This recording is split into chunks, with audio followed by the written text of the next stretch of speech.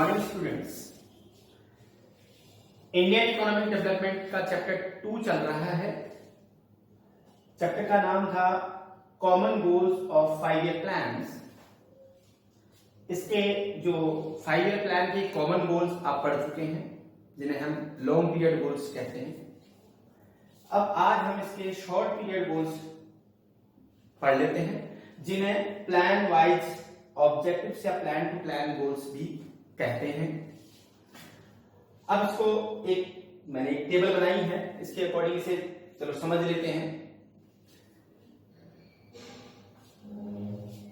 ये प्लान जो first 5 year plan था वो स्टार्ट हुआ था 1951 में। 1951 से 1956 तक चला जो ये पीरियड है, और ये प्लान है, और ये उसके गोल्स हैं शॉर्ट टर्म गोल्स। तो शॉर्ट पीरियड गोल्स क्या था उसका? इंक्रीज इन एग्रीकल्चर प्रोडक्शन को बढ़ाना।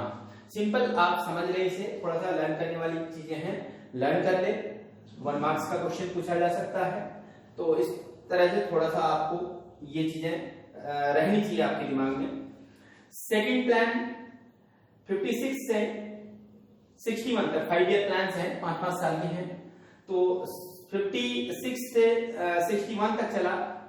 उसका जो गोल था वो था increase in industrial production and heavy industries. जो इंडस्ट्रियल प्रोडक्शन है उसे बढ़ाना और हैवी इंडस्ट्रीज को बढ़ाना, ये उसका गोल था या ऑब्जेक्टिव था।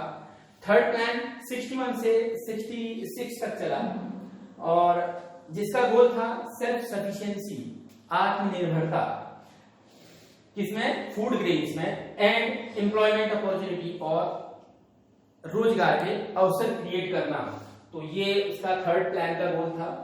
फिर उसके बाद 3 एनुअल प्लान्स चले, यानी कि जब गवर्नमेंट 5 ईयर के प्लान नहीं बनाती है या कोई और अनसर्टेनिटी आ जाती है इकोनॉमी में, उसमें पॉलिटिक्स में, तो वहां पर प्रॉब्लम क्या होती है कि जैसे कि गवर्नमेंट ज्यादा दिन तक नहीं चली या कोई दूसरी गवर्नमेंट आ गई या इस तरह से, तो उसमें एनुअल प्लान बन जाते हैं। तो एनुअल प्लान बने 1956 से 1969 तक 3 एनुअल प्लान चले हैं। और उसके बाद 4th प्लान स्टार्ट हुआ है 1969 से 74 तक, और उसका जो गोल था वो रहा price stability and economic growth. यानी कि जो प्राइस हैं वो बढ़ रही हैं जैसे या घट रही हैं, उनमें फ्लक्चुएशन नहीं हो और उनमें स्टेबिलिटी आनी चाहिए। जो 5 ईयर के लिए गोल रखा गया था, ये रखा गया था, एक तो इकोनॉमी में जो प्राइस स्टेबिलिटी आनी चाहिए, और दूसरी बात इकोनॉमिक, साथ में इकोनॉमिक ग्रोथ भी होना चाहिए। उसके बाद फिर प्लान 74 से 79 तक चला, और जिसका जो मेन फोकस था वो था पॉवर्टी एलिमिनेशन, यानी कि गरीबी को दूर हटाना। उसके बाद फिर एक एनुअल प्लान चला 79 से 80 तक, और फिर 6 प्लान चला 1980 से 85 तक। उसका भी जो गोल था वो भी पॉवर्टी एलिवेशन था, यानी कि वो भी पॉवर्टी को दूर हटाना ही था। उसके बाद 7 प्लान 85 से 90 तक चला, जिसका जो गोल था वो था जनरेशन ऑफ एम्प्लॉयमेंट अपॉर्चुनिटीज, यानी कि रोजगार के अवसरों को बढ़ाना या उन्हें उत्पन्न करना, कहने का मतलब जनरेट करना। तो किसको? एम्प्लॉयमेंट अपॉर्चुनिटी को, जो रोजगार के अवसरों को जनरेट करना। उसके बाद एनुअल प्लान 2 एनुअल प्लान चले 90 से 92 तक। उसके बाद 8 प्लान चला 92 से 97 तक, जिसका गोल था fuller utilization of man power, यानी कि जो भी हमारी कंट्री की मैन पावर है जो बेकार पड़ी है, कहने का मतलब है रोजगार नहीं है जिनके पास, उनको काम में लगाना, कहने मैन पावर को पूरी तरह से यूज करना, और इम्प्रूव एलिमेंट्री एजुकेशन। और एक और जरूरी था एलिमेंट्री एजुकेशन, बेसिक शिक्षा, यानी कि सभी लोग जो छोटे बच्चे होते हैं जो पढ़ नहीं पाते, या गरीब जनता होती है, उनके बच्चे होते हैं जो पढ़ नहीं पाते, उनके लिए फ्री एजुकेशन, एलिमेंट्री एजुकेशन कहलाती है, जो सभी के लिए जरूरी है, सभी बच्चे पढ़े, तो इस पर जोर देना, उसको इंप्रूव करना। ये रहा 8th प्लान का गोल। और 9th प्लान 97 से 2002 तक चला, जिसका मेन फोकस रूरल डेवलपमेंट पर दिया गया, यानी कि ग्रामीण विकास पर दिया गया, प्राइस स्टेबिलिटी पर दिया गया और पॉपुलेशन कंट्रोल पर दिया गया। तो ये इसके गोल्स रखे गए, यानी कि क्या, रूरल डेवलपमेंट, प्राइस स्टेबिलिटी और पॉपुलेशन कंट्रोल। उसके बाद 10 प्लान 2 से 7 तक, 2002 से 2007 तक, और जिसका गोल था वो यही था, पॉवर्टी एलिमिनेशन और इम्प्रूव हेल्थ एंड एजुकेशन। सिर्फ जैसे एक तो गरीबी को दूर हटाना और दूसरा हेल्थ और एजुकेशन को इम्प्रूव करना। उसके बाद नेक्स्ट था 11th जो प्लान था वो था 2007 से 2012 तक, और इसका भी जो मेन गोल था, कुल मिलाकर सबसे ज्यादा जो ध्यान दिया गया सारे में हम देख रहे हैं कि पॉवर्टी रिडक्शन या एलिमिनेशन पर, यानी कि पॉवर्टी गरीबी हटाओ उस पर, और जनरेटिंग हाई क्वालिटी जॉब्स, और अच्छी क्वालिटी या हाई क्वालिटी जॉब पर इन्वेस्ट कर जनरेट करना, ये भी इस पर फोकस दिया जाए, ये इसका गोल है। और प्रोटेक्शन ऑफ इन्वायरमेंट, और इन्वायरमेंट को भी बचाया जाए, ये गोल रखा गया 11th प्लान का। और लास्ट 12th प्लान 2012 से 17 तक, 12 जो हमारे 12 5 ईयर प्लान कंप्लीट हो चुके हैं, तो जो लास्ट था 12 वो था 2012 से 2017 तक। इसमें था sustainable and more inclusive growth, यानी कि ये इसका एम रखा गया, यानी कि गोल रखा गया कि सस्टेनेबल एंड मोर इंक्लूसिव, यानी कि स्थायी। सस्टेनेबल का मतलब होता है सतत, हमेशा चलने वाला, स्थायी और मोर इंक्लूसिव ग्रोथ, और मोर इंक्लूसिव ग्रोथ हो, यानी कि इंडिया जो है ग्रोथ कर सके और ऐसी ग्रोथ करे जो स्थायी रहे, आगे तक बनी रहे। ये इनका रखा गया लास्ट 12th प्रोग्राम प्लान का गोल। इस तरह से आपने ये 12 5 ईयर प्लान समझ लिए हैं, और इनको नोट कर लें और इन्हें लर्न करें, इनको रिवाइज करते रहें बीच बीच में, तो ये बहुत काम आने वाली चीजें हैं। आगे इससे आगे अभी इसके बाद थोड़ा इसे नोट कर ले प्लीज।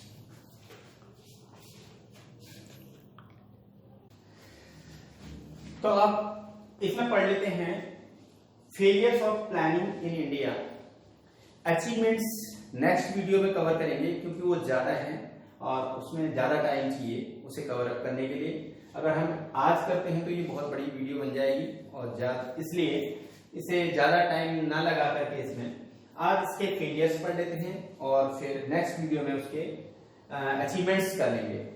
तो फेलियर्स ऑफ द प्लानिंग क्या है इंडिया की, इसके 5 पॉइंट्स हैं जिस वजह से जो इंडिया की प्लानिंग है वो फेल रही, असफल रही। फर्स्ट है एब्जेक्ट पॉवर्टी।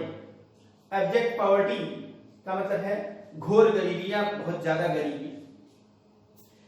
इंडिया में आज भी 21.9% पॉपुलेशन, इंडिया की 21.9% पॉपुलेशन आज भी बिलो पॉवर्टी लाइन रहती है, यानी कि बिलो पॉवर्टी लाइन का मतलब गरीबी रेखा से नीचे रहती है। गरीबी रेखा से नीचे का मतलब है ऐसे लोग हैं जिनको रोटी, कपड़ा और मकान ठीक से नहीं मिल पाता, 2 वक्त की रोटी नहीं मिल पाती, पहनने के लिए कपड़े नहीं होते हैं और रहने के लिए घर नहीं है।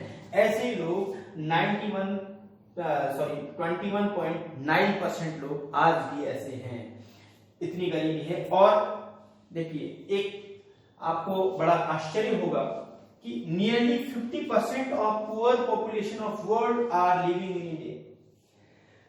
पूरे वर्ल्ड की, अगर पूरे वर्ल्ड की जो पुअर पॉपुलेशन है उसको हम एक तरफ कर दें, पुअर पॉपुलेशन को ले लें, तो उसका 50%, यानी कि जो पूरे दुनिया में गरीब लोग हैं उसके आधे लोग इंडिया में रहते हैं।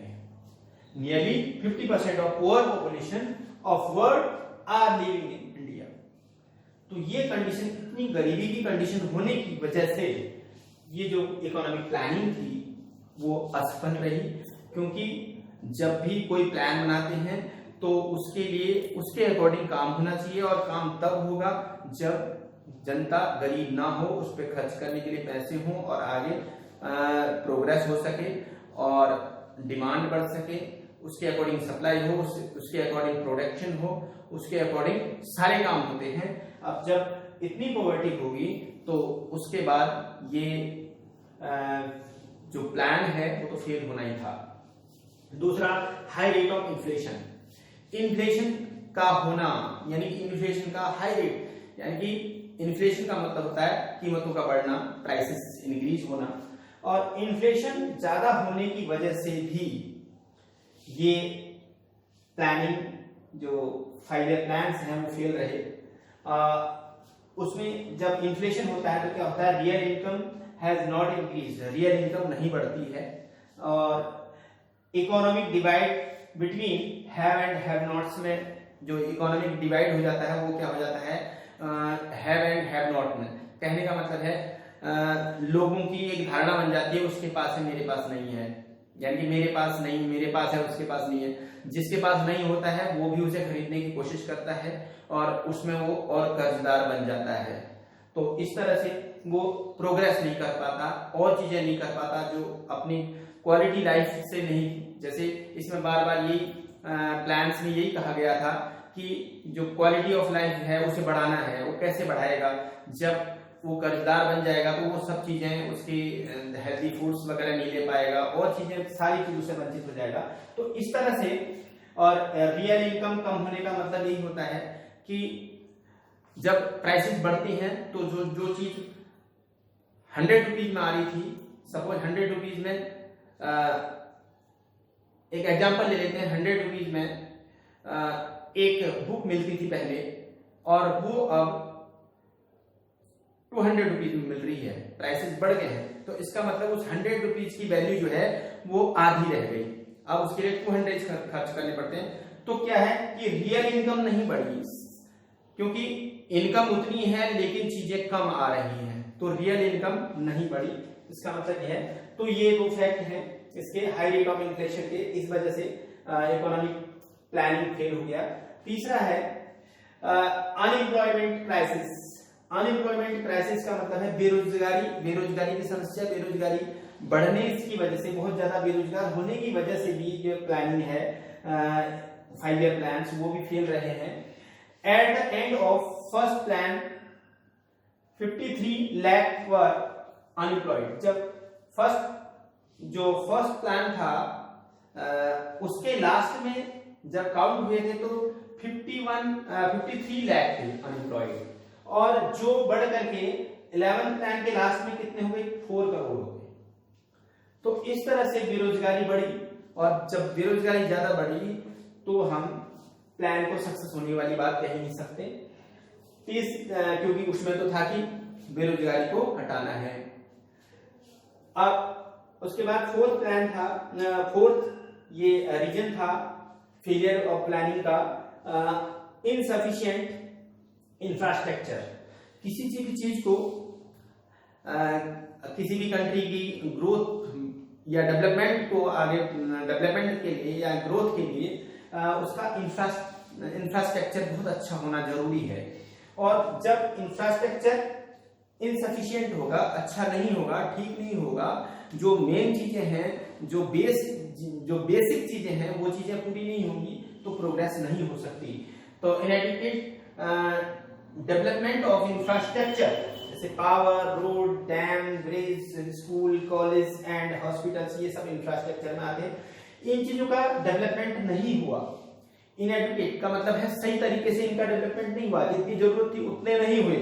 जब इतनी चीजें ये नहीं हुई तो इसका मतलब है कि फिर ये प्लानिंग सक्सेस कैसे होती, तो ये फेल हो गई। और उसके बाद फिफ्थ है, लास्ट पॉइंट है स्क्वेड डिस्ट्रीब्यूशन। स्क्वेड डिस्ट्रीब्यूशन का मतलब होता है कि विषम, यानी कि कहने का मतलब है कि जो डिस्ट्रीब्यूशन है वो सही तरीके से ना होना। चाहे डिस्ट्रीब्यूशन सही तरीके से ना होना, चाहे आप एम्प्लॉयमेंट का डिस्ट्रीब्यूशन कह लीजिए, चाहे आप इसको इनकम का डिस्ट्रीब्यूशन कह लीजिए, चाहे आप इसको डिस्ट्रीब्यूशन आप कह सकते हैं कि गुड्स एंड सर्विसेज का डिस्ट्रीब्यूशन कह दीजिए, कोई भी डिस्ट्रीब्यूशन, अगर डिस्ट्रीब्यूशन सही तरीके से नहीं होगा सोसाइटी में तो उससे जो हमारी प्लानिंग है वो फेल होना जरूरी है, यानी वो फेल होनी ही है। For the success of planning economic and social equality was the principal goal of planning.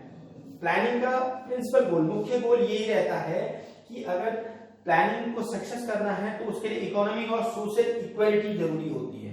Social equality तब आ सकती है जब जो डिस्ट्रीब्यूशन ऑफ इनकम और या कह सकते हैं एम्प्लॉयमेंट रिसोर्सेज जो भी हैं, और ये सारी चीजें एक सही तरीके से हों, एडुकेट हों, और ये अगर इनएडुकेट होंगे तो फिर प्लानिंग सक्सेस नहीं हो सकती। और इसमें ये भी रहा स्क्वायर डिस्ट्रीब्यूशन में एक इश्यू ये भी रहा कि रिजर्वेशन जो है वो उनको मिलना चाहिए था जो इकोनॉमिकली पुअर है, और बल्कि वो चीज नहीं हुई, और उसमें भी वहां भी काफी चीजें उतार चढ़ाव वाली आई हैं। तो इस वजह से ये इकोनॉमिक प्लानिंग हमारी फेल हो गई। तो आज यहीं तक पढ़े हम, और इसको अच्छे से समझ लें, इसके नोट्स बना लें, और उसके बाद इसके अचीवमेंट्स कल वाली वीडियो में पढ़ेंगे। Thank you.